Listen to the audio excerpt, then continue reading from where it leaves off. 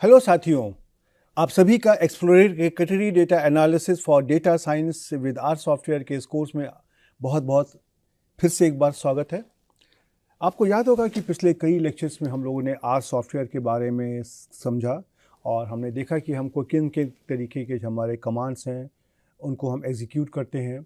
साथ ही हमने अपनी डेटा की प्रिपरेशन करी कि जिनको हम अपने एक्सप्लोरेटरी डेटा एनालिसिस में भिन्न भिन्न तरह के जो हमारे टूल्स का इस्तेमाल करने वाले हैं उसमें किस प्रकार से उनको अरेंज किया जाएगा, किस प्रकार से उनका इनपुट किया जाएगा।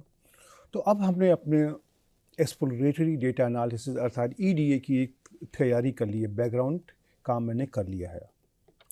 अब आज के इस लेक्चर से हम आपको एक्सप्लोरेटरी डेटा एनालिसिस के हमारे कौन कौन से भिन्न भिन्न प्रकार के टूल्स होते हैं उनके बारे में बात करना शुरू करेंगे। लेकिन उसके पहले एक मूलभूत सवाल ये आता है कि ये ईडीए होता क्या है। हम लोग बार बार एक्सप्लोरेटरी डेटा एनालिसिस की बात तो कर रहे हैं, लेकिन एक्सप्लोरेटरी डेटा एनालिसिस या ईडीए ये है क्या, इसमें हम क्या करना चाहते हैं और इसके हमारे किस प्रकार से स्टेप्स होते हैं, कौन कौन से हमको यहाँ पे अपने सिद्धांतों को का पालन करना होता है। और जब भी हमारे सामने कोई डेटा आता है तो ईडीए के जो हमारे टूल्स होते हैं वो हमारे फर्स्ट हैंड टूल्स होते हैं जो हम सबसे पहले उस डेटा पे लगाते हैं। लेकिन उसके पहले वो हमारा डेटा किस प्रकार से आएगा, डेटा के अंदर किस किस प्रकार के हमारे क्वालिटीज़ होना चाहिए, ये हमको इंश्योर करना होता है। और सबसे बड़ी बात ये होती है कि हम ईडीए कर क्यों रहे हैं, ईडीए के द्वारा हम क्या निकालना चाहते हैं। और जब हमारा डेटा हमारे सामने आता है तो ईडीए के इन मूलभूत सिद्धांतों को सामने रख करके हम अपने फैसले कैसे करते हैं कि हमको क्या क्या करना है और क्या नहीं करना है। तो इन छोटी छोटी बातों के बारे में हम आपको एक बैकग्राउंड देना चाहेंगे जो हम इस लेक्चर और अगले लेक्चर में आपको इसके बारे में बताना चाहेंगे। तो चलिए हम इस लेक्चर की हम आरंभ करते हैं और हम अपने एक्सप्लोरेटरी डेटा एनालिसिस के क्या हमारे भिन्न भिन्न प्रकार के जो एस्पेक्ट्स होते हैं उनको समझने की कोशिश करते हैं। तो चलिए हम इस लेक्चर को आरंभ करते हैं। अब देखिए, जब भी कभी हम ईडीए अर्थात एक्सप्लोरेटरी डेटा एनालिसिस की बात करते हैं तो इसके अंदर हमको बेसिकली अपनी स्टैटिस्टिक्स की एनालिसिस करनी होती है। अब ये स्टैटिस्टिक्स होती क्या है? स्टैटिस्टिक्स को हिंदी में कहते हैं सांख्यिकी। ये क्या है? ये हमारा जो भी डेटा के अंदर छुपी हुई इंफॉर्मेशन होती है उसको ये बाहर निकाल के डिसीजन मेकिंग प्रोसेस में कन्वर्ट करने की कोशिश करती है और ये उसका विज्ञान है। तो यह एक ऐसा विज्ञान है जो हमारे डेटा के अंदर छुपी हुई इंफॉर्मेशन को किसी फैसले को लेने में किस प्रकार से कारगर हो सकती है इसके बारे में बताती है। और हम इसके अंदर अपने डेटा का कलेक्शन करते हैं, एनालिसिस करते हैं और उसकी बेस पे अपने हम जो इन्फरेंस हैं उनको ड्रॉ करते हैं, किनको हम और ये सारा काम हम डेटा की बेसिस पे करते हैं। तो ये जो हमारा एक्सप्लोरेटरी डेटा एनालिसिस होता है ईडीए, ये हमारा किसी भी डेटा के अंदर छुपी हुई इंफॉर्मेशन को बाहर निकालने और समझने का स्टार्टिंग पॉइंट होता है। ये यहीं से हम अपनी एनालिसिस को आरंभ करते हैं और यह देखने की कोशिश करते हैं कि किस प्रकार से हम डेटा के अंदर छुपी हुई इंफॉर्मेशन को बाहर निकाल सकते हैं। अब दूसरा सवाल आता है कि ये डेटा क्या होता है। तो डेटा हमारा एक बहुत ही इम्पॉर्टेंट सोर्स होता है जिसके अंदर हमारे पास भिन्न भिन्न प्रकार की इंफॉर्मेशन छुपी हुई होती हैं।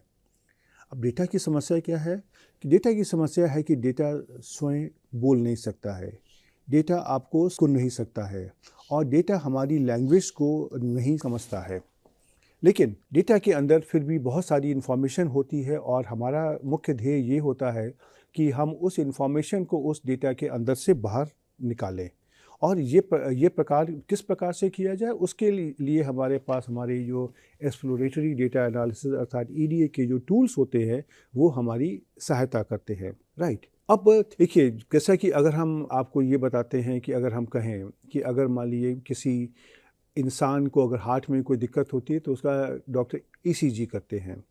ईसीजी करके क्या करते हैं, वो उसका एक ग्राफ आता है उसको वो देखते हैं और उसकी बेसिस पर वो ये फैसला करते हैं कि जो हमारा हार्ट है उसकी फंक्शनिंग ठीक से हो रही है कि नहीं हो रही है। उसके अलावा बहुत सारे वो ब्लड टेस्ट भी कराते हैं और डिफरेंट तरह के टेस्ट कराते हैं जिनकी कुछ न्यूमेरिकल वैल्यूज़ आती हैं, राइट। और फिर वो क्या करते हैं कि हमारे शरीर में कोई समस्या है कि नहीं, उसमें से वो ईसीजी और उस जो ब्लड टेस्ट की रिपोर्ट दोनों को एक साथ दे करके फैसला करते हैं, राइट। और उसकी बेसिस पर वो हमारे शरीर के अंदर छुपी हुई समस्या को बाहर निकाल करके उसका इलाज करने की कोशिश करते हैं। तो अगर आप ये ध्यान दें, इस प्रोसेस में डॉक्टर हमारे पास जो हमारी समस्या को हल करने के लिए दो प्रकार के टूल्स का इस्तेमाल करते हैं। एक होता है ग्राफिकल, जो हमारा ईसीजी हो गया, और दूसरा हमारा हो गया एनालिटिकल, जहाँ पे हमारे कुछ नंबर्स आ जाते हैं। तो उसी प्रकार से हमारा जो एक्सप्लोरेटरी डेटा एनालिसिस का जो तरीका होता है वो भी कुछ उसी प्रकार का होता है कि हमारे पास यहाँ पे दो तरीके के टूल्स होते हैं और उनके बहुत सारे कंपोनेंट्स होते हैं, और ये टूल हमारे मुख्यतः एक ग्राफिकल होते हैं और दूसरे एनालिटिकल होते हैं। तो ग्राफिकल टूल्स में हम अपने डेटा की बेसिस पर भिन्न भिन्न प्रकार के ग्राफ्स और प्लॉट तैयार करते हैं और उसकी बेसिस पर ये समझने की कोशिश करते हैं कि डेटा के अंदर किस प्रकार की इंफॉर्मेशन छुपी हुई है। और जो हमारे एनालिटिकल टूल्स होते हैं वो हमको उस डेटा के अंदर छुपी हुई इंफॉर्मेशन को नंबरों के माध्यम से हमको बताने की कोशिश करते हैं। तो जैसे अगर हम अपने ग्राफिकल टूल्स की बात करते हैं तो हमारे पास भिन्न भिन्न तरह के प्लॉट्स होते हैं, 2 dimensional plot, 3 dimensional plot, scatter diagram, pie diagram, histogram, bar plot, stem leaf plot, box plot, violin plot, heat map, tree map इत्यादि। और हमारा काम क्या होता है? हमारा ध्येय ये होता है कि हमको फैसला करना है कि इनमें से कौन से ग्राफिक्स हैं जो हमारे लिए अप्रोप्रिएट है, और हमको उन जो भी हमारे अप्रोप्रिएट ग्राफिक्स होते हैं उनका इस्तेमाल करना होता है। अप्रोप्रिएट ग्राफिक का क्या मतलब है कि हमारा जो भी अपनी स्टैटिस्टिकल एनालिसिस करने का जो ऑब्जेक्टिव है, उस ऑब्जेक्टिव को फुलफ़िल करने के लिए हमको जिस प्रकार की इंफॉर्मेशन चाहिए उस तरह की इंफॉर्मेशन हम अपने डेटा के अंदर से किस प्रकार से निकालेंगे, इसका फैसला करने के लिए हमको अप्रोप्रिएट ग्राफिक्स चुनने होते हैं। जैसे उदाहरण के लिए मैंने आपको यहाँ पे एक लिस्ट बताई कि हमारे पास इस तरह के ग्राफिक्स होते हैं और हर एक ग्राफिक के अंदर एक खूबी होती है कि वो एक किसी पर्टिकुलर तरह की इंफॉर्मेशन को बाहर निकालने की कोशिश करता है। इसलिए हमको ये चूज़ करना होता है कि मुझे यहाँ पे किस प्रकार का ग्राफिक चूज़ करना है। कैसे उदाहरण के लिए अगर हम कहें कि अगर इंसान को कुछ अगर हार्ट में प्रॉब्लम आती है तो डॉक्टर कहता है ईसीजी कराइए, और अगर किसी आदमी का अगर हड्डी में फ्रैक्चर हो जाता अगर है तो डॉक्टर कहता है कि एक्सरे कराइए। तो एक्सरे और ये ईसीजी दोनों ही हमारे ग्राफिकल प्रोसीजर्स हैं जिनको देख करके डॉक्टर ये कंक्लूजन निकालते हैं कि क्या कोई हार्ट में प्रॉब्लम है या या किसी हड्डी में फ्रैक्चर हुआ है।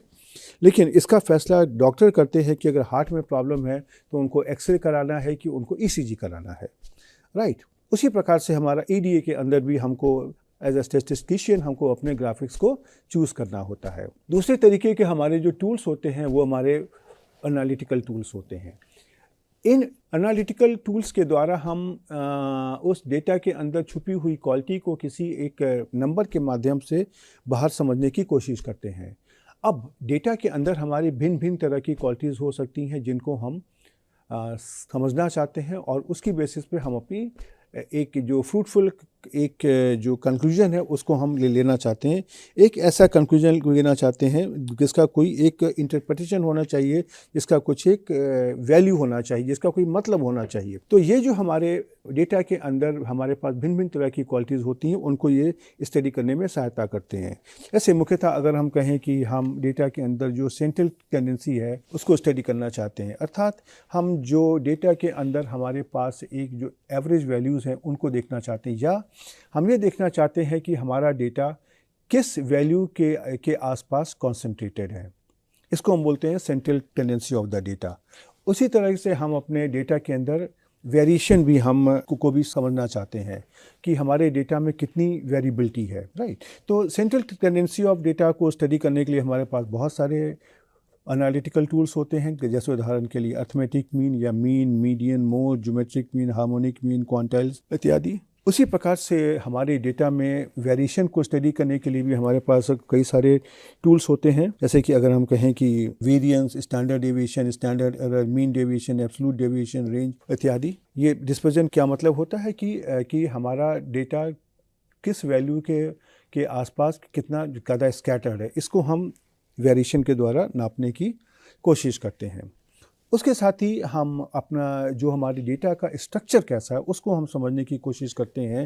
जैसे कि हम ये जानना चाहेंगे कि हमारा डेटा सिमेट्रिक है, किसी वैल्यू के आसपास या स्क्यूड है या उसकी कर्टोसिस कितनी है।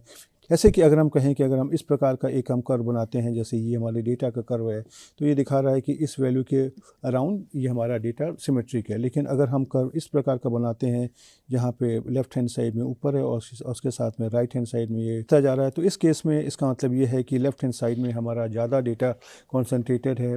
उसी प्रकार से अगर हम कहें कि हमारा कर्व इस प्रकार से है कि लेफ़्ट हैंड साइड में स्ट्रेच है और राइट हैंड साइड में ज़्यादा कॉन्सेंट्रेटेड है, तो इसका मतलब है कि ज़्यादा डेटा हमारा राइट हैंड साइड में कॉन्सेंट्रेटेड है। उसी प्रकार से हमारी कर्टोसिस भी होती है। और इसके अलावा हम अगर ये जानना चाहते हैं कि हमारे डेटा के अंदर किस प्रकार की रिलेशनशिप या किस प्रकार के संबंध हमारे एग्जिस्ट करते हैं, जैसे कि अगर हमको ये मालूम है कि जिस प्रकार से गर्मियों के दिनों में जब टेम्परेचर बढ़ता जाता है तो हमारे पानी की खपत बढ़ती जाती है, तो यहाँ पे हम क्या देखते हैं कि टेम्परेचर और पानी की खपत में एक सहसंबंध है, राइट। तो इस तरह के संबंधों को भी हम स्टडी करना चाहते हैं और उसको हम न्यूमेरिकली करना चाहते हैं। उसके लिए हमारे पास भिन्न भिन्न तरह के टूल होते हैं, जैसे correlation coefficient, rank correlation, multiple correlation coefficient, partial correlation coefficient, correlation ratio, intra class correlation, linear regression, non linear regression इत्यादि। तो ये सब हमको एक न्यूमेरिकल वे में इन वैल्यूज़ को दिखाने की कोशिश करते हैं। तो ये जो सारे टूल्स हमारे हैं, सेंट्रल टेंडेंसी के, वेरिएशन के, स्ट्रक्चर के, रिलेशनशिप के और ग्राफिकल टूल हैं, ये सभी टूल हमारे एक्सप्लोरेटरी डेटा एनालिसिस अर्थात ईडीए का एक हिस्सा होते हैं। तो जब भी हम कभी कहते हैं कि हमको अपने डेटा की एक एनालिसिस करनी है या डिस्क्रिप्टिव एनालिसिस करनी है या एक्सप्लोरेटरी डेटा एनालिसिस करनी है, अर्थात हमको इन सारे के सारे जो हमारे एस्पेक्ट्स हैं उनको हमको स्टडी करना है और उसकी बेसिस पर हमको अपना कंक्लूजन बाहर निकालना है। अब जब हम इसकी बात करते हैं तो अगला सवाल आता है कि हमको किस प्रकार के टूल्स को पहले यूज़ करना चाहिए, ग्राफिकल की एनालिटिकल, कि हम खाली ग्राफिकल को यूज़ करना है कि खाली ग्राफिकल को, या हम खाली एनालिटिकल टूल्स को यूज़ करें। तो मेरी तो आपको यही सलाह है कि आपको दोनों प्रकार के टूल्स को इस्तेमाल करना चाहिए, क्योंकि देखिए डेटा के अंदर जैसा मैंने बताया कि इंफॉर्मेशन छुपी हुई है। अब वो छुपी हुई इन्फॉर्मेशन को हम किस प्रकार से बाहर निकालते हैं और कौन सी इन्फॉर्मेशन को हम कहाँ से समझ पाते हैं, ये तो हमारी कैपेबिलिटी पर डिपेंड करता है। तो इसलिए हम अगर ग्राफिकल और जो एनालिटिकल टूल्स दोनों को अगर हम इस्तेमाल करते हैं तो यूजुअली हमारे डिसीजन ज़्यादा बेहतर होते हैं। जैसे कि अगर कोई डॉक्टर होता है, वो कहता है कि अगर बॉडी में कोई इन्फेक्शन है और साथ में अगर ब्लड टेस्ट की भी वैल्यू आ जाती अगर है, तो दोनों को एक साथ वो कॉलेट करके वो ये बता पाता है कि शरीर में किस तरह की समस्या है। तो जो हमारे ग्राफिकल टूल्स होते हैं वो हमको एक रिलेशन देते हैं कि सबसे पहले हम उसको दिखाई पड़ता है आँखों से कि उस डेटा के अंदर क्या हो रहा है, और जो एनालिटिकल टूल्स होते हैं उसी इन्फॉर्मेशन को एक क्वांटिटेटिव तरीके से देते हैं, अर्थात एक नंबर से देते हैं। जैसे कि अगर हम कहें कि आज टेम्परेचर बहुत ज़्यादा है, इसकी जगह अगर हम कहें कि आज टेम्परेचर हमारा 47 डिग्री सेंटीग्रेड है, तो लोगों को समझ में आ जाता है कि ये इन्फॉर्मेशन हमारी क्वांटिटेटिव हो गई। और ये हमारी जो ग्राफिकल टूल्स और जो एनालिटिकल टूल्स के द्वारा जो मुझे जो दो अप्रोचेस हैं डेटा में से इन्फॉर्मेशन को निकालने की, ये दोनों अप्रोचेस हमारी एक साथ काम करती हैं और दोनों को अलग अलग नहीं किया जा सकता है। और दोनों हमारी जो ग्राफिकल और एनालिटिकल टूल्स हमारे हैं ये हमारे एक साथ काम करते हैं और ये कोई भी प्रोसेस के अंदर सभी इंटरकनेक्टेड तरीके से काम करते हैं। और कायदे की बात तो यही होती है कि जो इन्फॉर्मेशन मुझको ग्राफ्स के द्वारा मिल रही है वही इन्फॉर्मेशन मुझको एनालिटिकल टूल्स के द्वारा भी मिलना चाहिए। और जो वेरिएशन होता है ये तो हमारी देखिए हर एक प्रोसेस के अंदर एग्जिस्ट करता है। वेरिएशन का क्या मतलब होता है कि ऐसे कि हम अगर कहते हैं कि अगर हमसे सवाल पूछें आपको अपने घर से अपने कॉलेज तक आने में कितना समय लगता है, तो आप मुझे कहते हो कि 20 से 25 मिनट लगता है।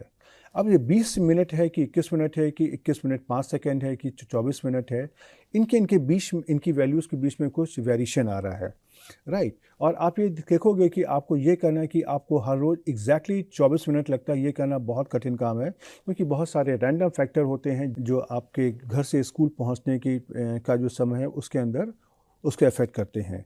इसलिए हम अगर हम प्रोसेस लेते हैं रियल लाइफ में, उसके अंदर वेरिएशन हमारा हरदम एग्जिस्ट करता है। और स्टैटिस्टिक्स के द्वारा हम ये समझने की कोशिश करते हैं कि इस वेरिएशन का कितना एक्सटेंट है, और उसको कम से कम करके हम अपने कंक्लूजन को निकालने की कोशिश करें।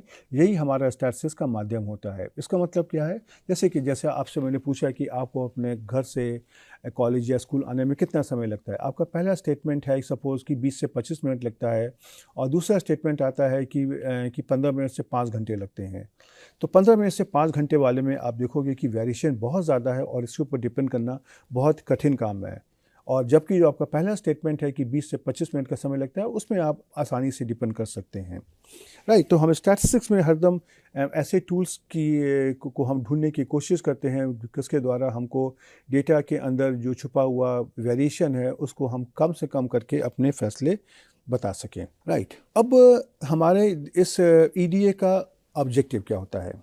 हम क्या करते हैं कि हमारे पास जो भी डेटा की बेसिस पर जो भी हमारी इंफॉर्मेशन आती है, उसको हम अपने ग्राफिकल टूल और एनालिटिकल टूल दोनों के द्वारा जो भी हमारी इंफॉर्मेशन आई है उनको हम एक साथ कंबाइन करते हैं, और इसके लिए हम अपने स्टैटिस्टिक्स के टूल को यूज़ करते हैं, और साथ में हम किसी एक मीनिंगफुल जो हमारा कंक्लूजन है वहाँ पर हम उसको पहुँचना चाहते हैं, राइट। और ये मीनिंगफुल कंक्लूजन हमारा काहे की बेसिस पर होगा? ये हमारा उस डेटा के अंदर छुपी हुई इंफॉर्मेशन की बेसिस पर निकाला जाएगा, जिसको हम अपनी स्टैटिस्टिकल एनालिसिस के द्वारा बाहर निकालने की कोशिश करते हैं। और जब ये इंफॉर्मेशन हमारे पास बाहर आ जाती है, देन उस इंफॉर्मेशन का प्रॉपर इंटरप्रिटेशन करना भी बहुत इंपॉर्टेंट है। डेटा के द्वारा जो भी हमने कंक्लूजन निकाले हैं, जो हमने अपने स्टैटिस्टिकल इन्फरेंस निकाले हैं, उनको सही तरीके से इंटरप्रेट करना भी बहुत ही इम्पॉर्टेंट होता है।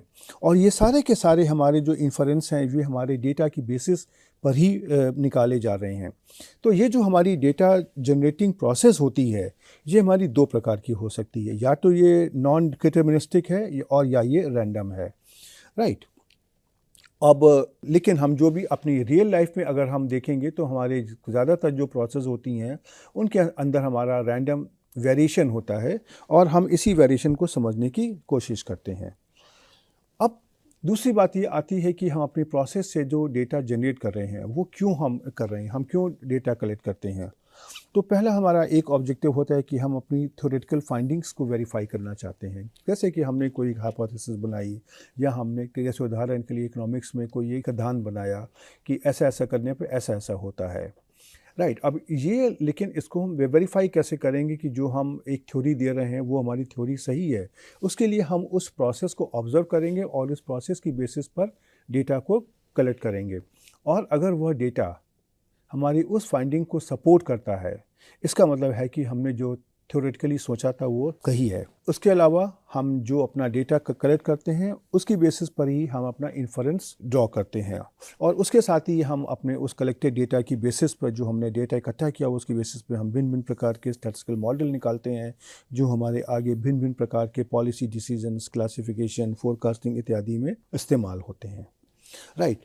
तो अब अगला सवाल आता है कि जब भी कभी आपके सामने कोई डेटा आता है और आपको अपनी एक्सप्लोरेटरी डेटा एनालिसिस के टूल्स अगर वहाँ पे लगाने हैं, तो आपके इसमें से क्या क्या स्टेप्स होने चाहिए।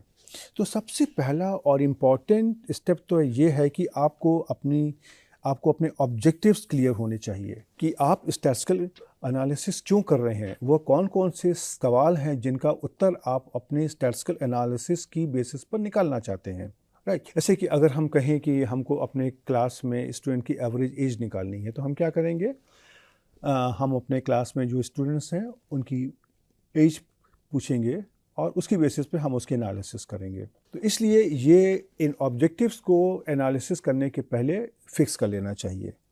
उसके बाद में होता है कि उन ऑब्जेक्टिव्स को फुलफ़िल करने के लिए हमको किस प्रकार का डेटा चाहिए, और वह डेटा मुझे किस प्रकार से मिलेगा।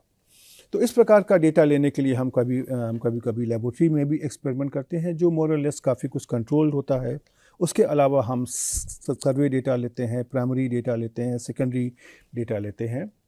अब जब डेटा लेने के बाद में हमको ये फैसला करना होता है कि कौन सा वह स्टैटिस्टिकल टूल है जो इस सवाल का उत्तर निकालने के लिए सबसे ज़्यादा उपयुक्त है, और उस स्टैटिस्टिकल टूल को हमको वहाँ पे इस्तेमाल करना होता है। वह स्टैटिस्टिकल टूल हमें कुछ नंबर बताएगा, कुछ ग्राफ देगा, उसकी बेसिस पर हमको सही, वैलिड और मीनिंगफुल इंटरप्रिटेशन निकालना पड़ता है, जो हमारे उस सवाल का उत्तर होगा जो हमने अपने पहले स्टेप पर फिक्स किया था। राइट। अब यहाँ पे आपने देखा कि हमने दो शब्दों का इस्तेमाल किया, एक है डेटा और एक है ऑब्जर्वेशन। तो ये ऑब्जर्वेशंस क्या होते हैं? तो ये वह यूनिट है जिसके ऊपर हम डेटा कलेक्ट करते हैं, उसको हम कहते हैं ऑब्जर्वेशन। ऐसे उदाहरण के लिए हमारे पास कितने लोग हैं, नंबर ऑफ पर्सन्स कितने हैं, कितनी कारों की संख्या है, मंथली एक्सपेंडिचर फूड के ऊपर कितना है, इत्यादि, ये सब हमारे ऑब्जर्वेशंस होते हैं। अब ये ऑब्जर्वेशंस हमारे कहाँ से आते हैं? ये हमारी पॉपुलेशन से आते हैं।